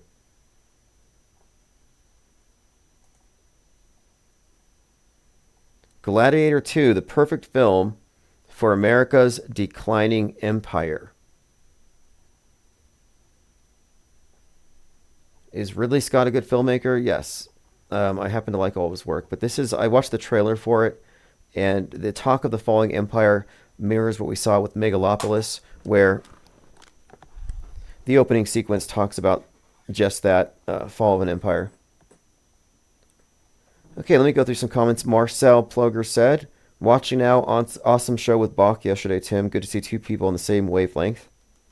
Let's Go says, the Drake's sporting bet curse strikes again. Yeah, Drake bet on Tyson. Mike Tyson fight a ritual. We went over that already. Okay, this is interesting. We talked about this already, though. There's so much I want to go over, but we'll probably have to put some of this off. I want to upgrade Restream so I can open up all these other channels. Look at this article that just came out. The sad, silly spectacle of Jake Paul and Mike Tyson. Looking at things from what we call the Metascript perspective means we're looking at all the stories, all the headlines, all the entertainment predictive programming, and the news itself as a monolithic whole, as a unified field. And the word spectacle is consistently showing up. And then the movie Nope, which is about spectacle, was reviewed by Logan Paul, and he was ripped on it because the movie's about people like Logan Paul. And so Logan Paul ripped on for his review of Nope, which is about spectacle. Now this all relates to his brother Jake Paul in the present spectacle. But the movie Nope starts out where an individual who's looking at the spectacle of a UFO has his eye injured by a nickel. So the idea of the spectacle and the spectator and the eye, all connected here in this bigger picture about how we are as a society unduly influenced by spectacle, by the bread and the circuses. And the movie Nope was inspired by the George Floyd video where he was killed by Derek Chauvin. Of course, we all know it's story, Derek Western chauvinism, but the story is essentially, because Derek means hangman. If you go to the origin of the names, and Chauvin, Western chauvinism, the Proud Boys, Western chauvinists, it's all just narrative here. But in this case, there's these connections between the theme of the spectacle and Jordan Peele's movie Nope, the Logan Pauls, and this present event, and how it has been consistently described with the word spectacle in it. Donna South says, target the young with autohoaxology. I don't think so. I don't think it's possible or desirable to reach people in the mainstream worldview. I would never even try. The only people that I'm interested in reaching are those who have already figured it out. There's enough of us. Without getting into the business of cult deprogramming, much less trying to deprogram other people's responsibilities. It's like if I was an atheist, I wouldn't try to sell it to other people's family members or their siblings. I wouldn't try to proselytize. We're talking about a worldview monopoly that you can't even challenge. You can escape it. You can deprogram, but there's no unprogrammed. Everybody's indoctrinated into it. Everybody's hoodwinked.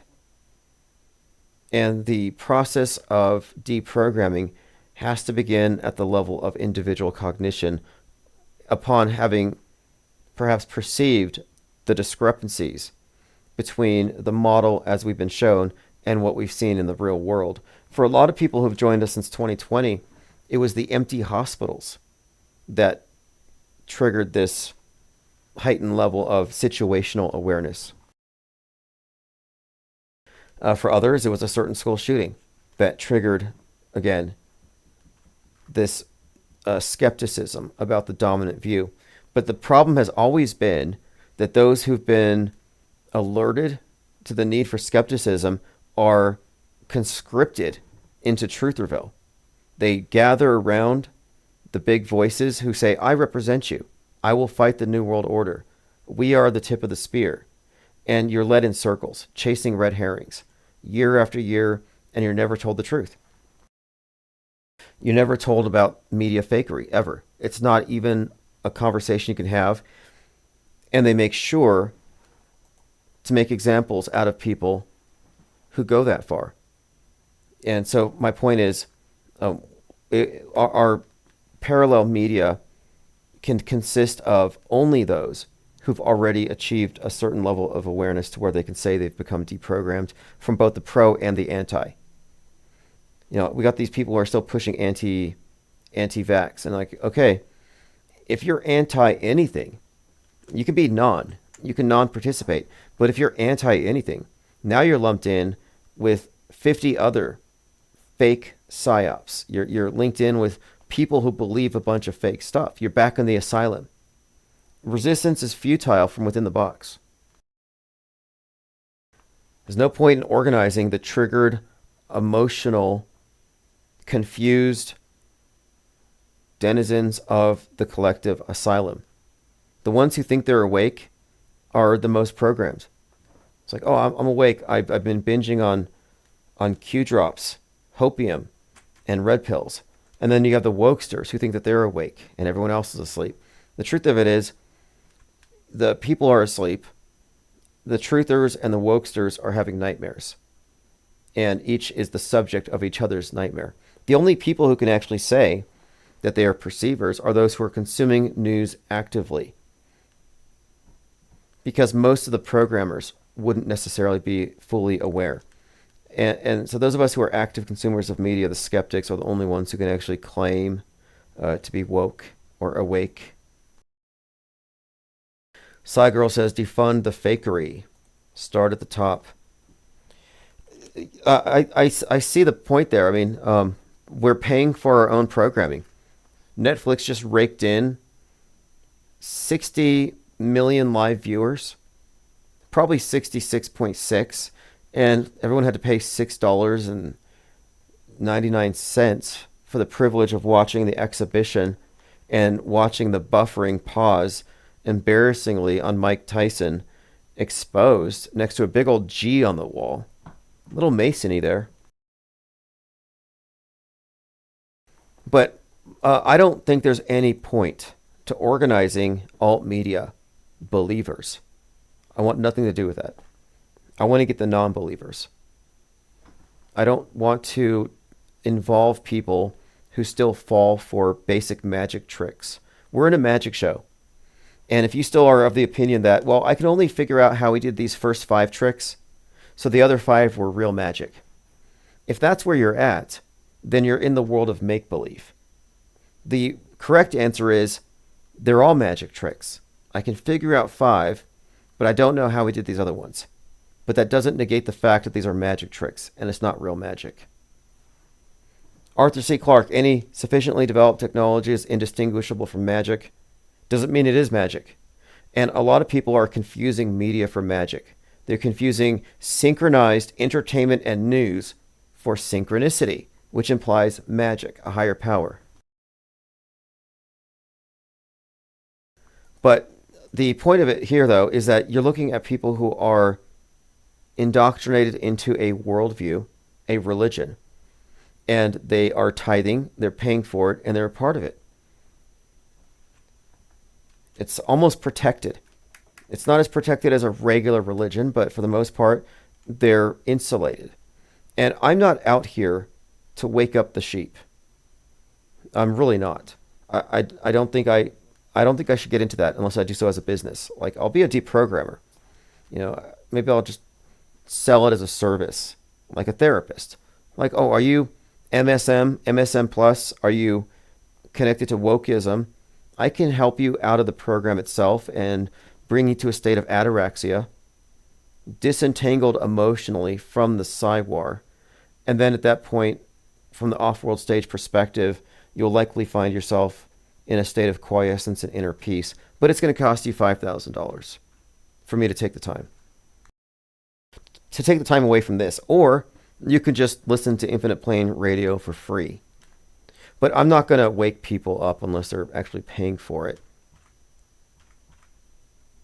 But the more important point of it is, we need to aggregate all of those who see the media fakery and recognize that it is intrinsic, not anomalous.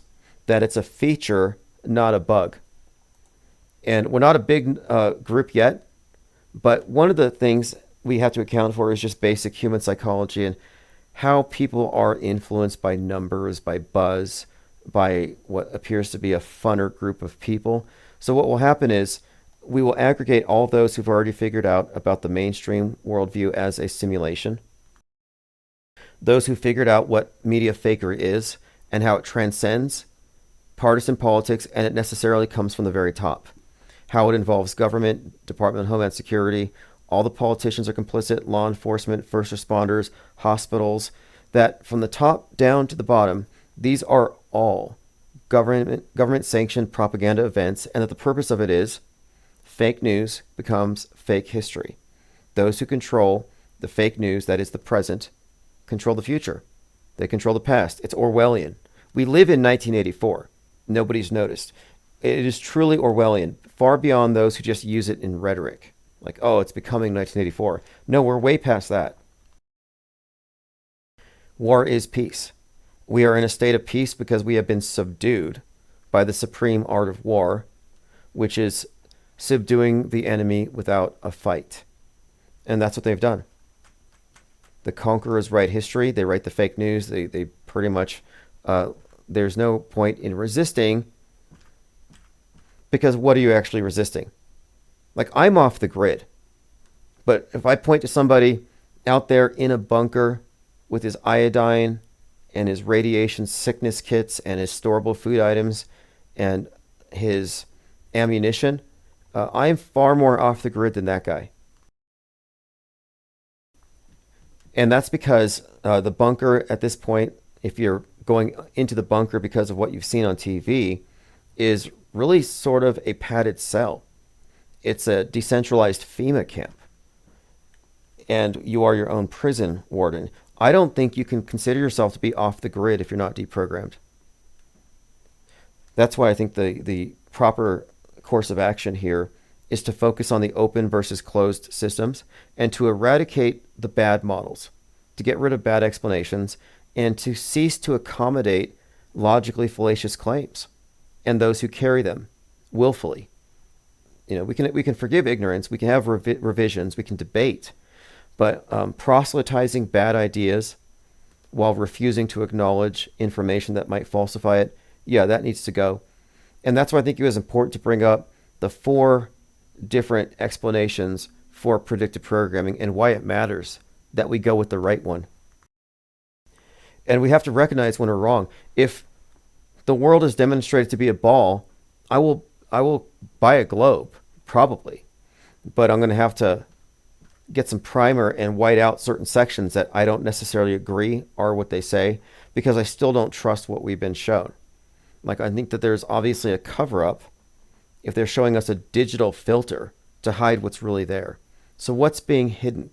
But yeah, let it be a ball. That doesn't change the fact that our mental model doesn't match the terrain, and that the mental model is a construct of the elders, the power elite, that we are looking at a model designed to keep us in a relative state of darkness so that the illuminated, those who've been shown the light, can rule.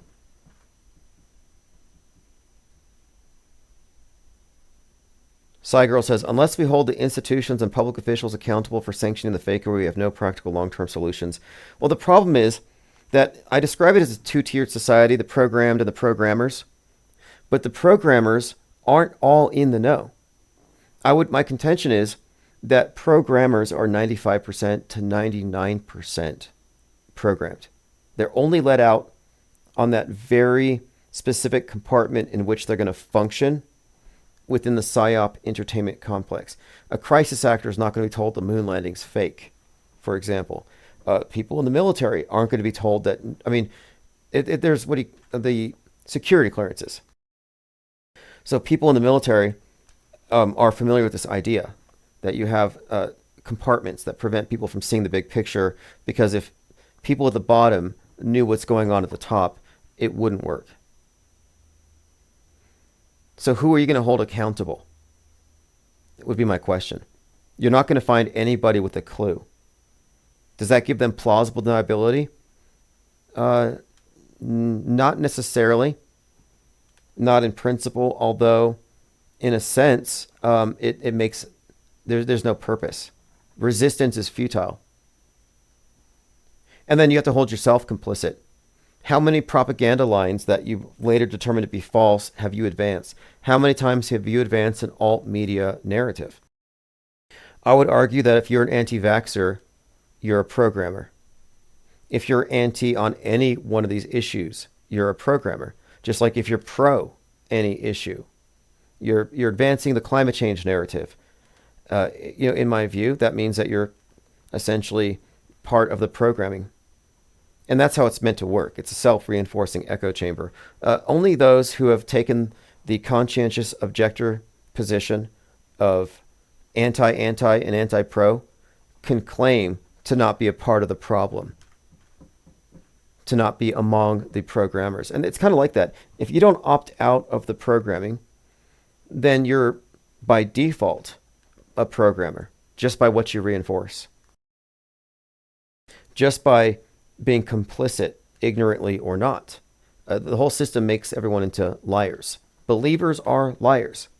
Think about how many people believe in fake phenomenon like space junk. No, it's not polite to call them liars, but it's factually true that they are bearing false witness. And if we can't call a liar, then what's the point of language? The beginning of wisdom is to call things by their right names. And I think that's where we need to start. That's why we can't call things false flags. That's why we need to define what predictive programming is accurately according to the observable facts, according to the data. And we figured it out. But I'm not going after anybody. In fact, I'm not anti-media. The reason I said parallel media is because I figured that as this grows, the government's going to send in agents to make it look like auto hoaxers want to go after the media. And that's the last thing I want associated with us. I mean, we had anti-chemtrail people threatening meteorologists after the Hurricane Helen thing. So what I'm saying is, no, I'm not going to lend any kind of substance to opposing, to groups that are opposing the dominant system, like militias or anti-media sentiment, because I'm looking at this from the perspective of an anthropologist. I'm not here to shut down the DHS. I'm here to describe it accurately. Hey, these guys run the clown show. I'm not here to shut down NASA. I'm here to point out that the ISS is one of the longest running reality TV shows in history. I'm here to point out the fact that they're using Final Cut Pro circa 2015 level special effects, and it's garbage. But I'm not saying bring the ISS down, although I am interested in bringing it down in the minds of the believers. I'm going after, if anything, I'm seeking after a alternative to the alternative. I'm trying to create the parallel media, meaning informed, active consumers of media who are skeptics, and that we operate from a primary basis of skepticism. And when we have a few thousand of us, and this is how I think it's going to work, people who are on the fence will see the value in numbers. And the more it grows, the more content creators will become contributors to it. and we can reinforce and maintain the standards that this is not, the parallel media is not for people who are activists. The second you get activists involved, you can be undermined. So I will have no part in activism. I'm a conscientious objector. I'm not anti, not pro. And there's a lot like me. A lot of people, I think, are going to be far more interested in our perspective than it would seem. Given that this has never been platformed before, it's kind of easy to underestimate how many people are ready for it. I can see the vacuum. There's a void. And this void will fill up fast. And I know how to draw attention to this void. And that's kind of what we're doing. We are trailblazing. But one thing we're doing primarily is we are divorcing from people's agendas, whether it's religious, right-wing, left-wing, any kind of agenda that reinforces the stage as described can go ahead and be rejected. And so we are truly agenda-free and objective.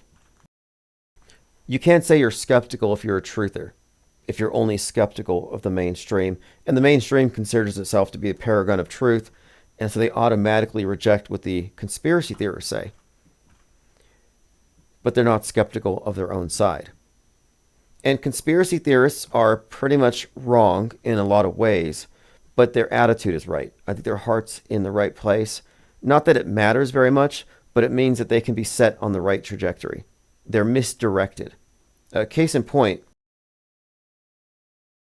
I would say that synchromystics and Mandela affected are heading in the right direction, but they've been misdirected. And all they need is a course correction. And if I was straying, I would want to be course corrected. If somebody's able to convince me that no, predictive programming is just coincidences, well, please convince me. I could use that information. Or, oh, hey, Tim, you've been wrong. It turns out all the news is real, all of it. Okay, well, that's less work for me. I don't have to spend my time parsing through it and thinking critically. That would be good to know. So I am open to being proven wrong. And I would ask the same of others who claim to have figured something out. Like, let's scrutinize it. If your claim is that man could not be behind the synchronization of entertainment and future news, if that's your claim, state it clearly and let's debate it on its merits. And then let's find the better explanation and go from there. If your claim is that fake events are irrelevant and that things are about to get real, let's debate that. If your claim is that some people die in psyops, that's a good starting point for a conversation. Let's talk about why you believe this and what do you actually know, and then determine what's a better course of action to know what we don't believe in and why we don't believe in it, or to just accept some things because they might be true or they're true enough. Like I had this long-standing debate about chemtrails, and one of the arguments stumped me. After everything that I pushed back, everything I used to push back against their claim, the person said to me, "Oh, are you saying that the bad guys love us so much that they wouldn't spray chemicals on us?" And I thought, well, I can't say that. They're liars, they're deceivers, they manipulate the multitudes artfully, nefariously. How can I say they don't want to spray us with poisons? And the next day I had a reply. I had to do some research on it, and I came across this fallacious argument called the appeal to motive. And the appeal to motive basically says, the bad guys are so bad, therefore, this is likely to be true. And it's tricky. It makes sense. It feels right emotionally. But no, it's not a valid argument. It's a ridiculous argument. Because then they hate themselves, because we all share the same space. But anyway, that's just one example. And I appreciate all the debates, because when I'm confronting a topic like this and I have people who are staunchly defending the other side, I'm able to firm up my reasons for not believing in it, because I constantly call out mainstreamers as being low information believers. Yeah, they believe it because they read the headline, because they trust the guy or the one, they trust the source. I trust this particular podcaster. I trust this pundit. So they just passively absorb it all. That's low information belief. We're not saying, hey, I don't believe that because it's on TV, without any knowledge of what we're not believing in. I can tell you 50 reasons why I don't believe Trump was really shot. Not just flippantly, oh, it looked fake. Because to be quite honest, it didn't look fake. Some people said, oh, it just looked fake. I'm like, how? Because if it looked fake, how come everybody believes it? Everybody believes it. With the exception of a handful who are, and even those who are skeptical of it, cannot place their perception of it as fake in any context in which it makes sense. You could see them drowning in the sea of irrelevance. We're up here on the raft, and they're submerged. And we're like, yeah, Trump's ear is fake. Predictive programming predicted it. It's all theater. It's a magic show. It's a psyop planned in advance. Perception management. Secret Service is in on it. No second shooters. Was not an inside job. No, this is a bipartisan psyop from the top of the capstone. It wasn't Republicans tricking Democrats. No, this is a total fake event. But then others who aren't apprised of the world stage as model, they say, hey, that looks fake, but the fireman died. So that means that Trump let somebody die in order to win some votes and become a martyr. So people are like 1 foot in the matrix, 1 foot out. They can't quite make sense of it. Girl says they have a history of poisoning people. That's an appeal to motive, and you haven't identified they. And it's a vague claim, and it's essentially based on this, I want to call it fear. It's phobia, like 5G phobia, chemtrail phobia, they phobia. One other point I want to make here is that the skeptical take means you're not emotionally entangled, and the primary emotion is fear. And fear, like Frank Herbert says, fear is the mind killer. And he even has this great quote, which pertains to news consumers and how I talk about believers as such. And he says they are not mad, they're trained to believe, not to know. So I'm talking about the darkness, the subjective universe of belief systems, and how the people who are in it are trained to believe, not to know. They're content just believing. They're low information believers. The reason why I'm not a believer is I looked into it, and I find myself knowing why it's fake. So I argue that informed non-belief is superior to low information belief. We have the intellectual high ground because we can substantiate our positions with facts and information, and all they can do is trust what they saw on the screen. So belief can be manipulated, only knowledge is dangerous. And one of my litmus tests as to whether somebody has stepped outside the programming or not is how scared they are. How sure they are they're being oppressed. Like, I don't think that I can point to a group and say, that group is oppressing me. I can't point to a group and say, they are ruling over me. They are doing bad things and I'm powerless against it. I think these are all part of the same type of psychological warfare operation where the truther is the victim. The truther who has been convinced of all these red pills has actually been poisoned. Every red pill is poison. It contains a bit of fear, paranoia, agitation, distrust. So the more awake you are, the more polarized you are against the other side. Look at wokesters, look at truthers, and look at the final result of, like, whether it's QAnon or Antifa. You can't say these people aren't living in a nightmare. And this is an emotional entrainment and entanglement with mass media lies. Like, I'm not afraid of any of this stuff. I'm not afraid of nukes. I'm not wearing a mask with chemtrails. I'm not perturbed by the 5G tower. I'm not scared of immigrants or aliens. I'm not worried about geoengineering or the powers that be being able to manipulate the weather. I'm not scared of climate change or floods. I'm not agoraphobic. I'm algoraphobic, if anything. But if you're coming from a place of fear, which is where truthers are, I would say that you haven't deprogrammed yourself. And some people used to chastise me and they say, oh, you're not afraid? You're not buying ammunition? No, I'm buying popcorn. No, I'm certainly not afraid of a new world order because we've already been conquered by the old world order. And they're just changing up the nomenclature, the decorations, the stage, the actors. Everything's changing hands, but the powers that be are still the powers that be. There is no awakening. There's no great shift in consciousness. People aren't waking up. If people say they're waking up and they're not talking about exiting the world stage simulation and completely disabusing themselves of literal belief in anything that's been telegraphed, if they're not aware of fake history and how it's performed day by day, they're not waking up.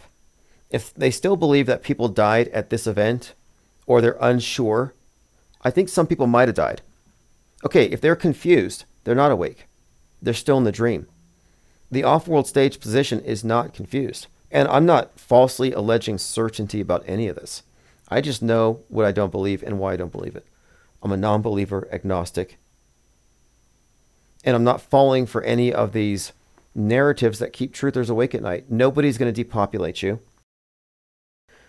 Nobody died, nobody cried. And that's not a tall claim. If you find even the slightest evidence of fakery or pre-scripting, look, all predictive programming, all of it, precedes fake events.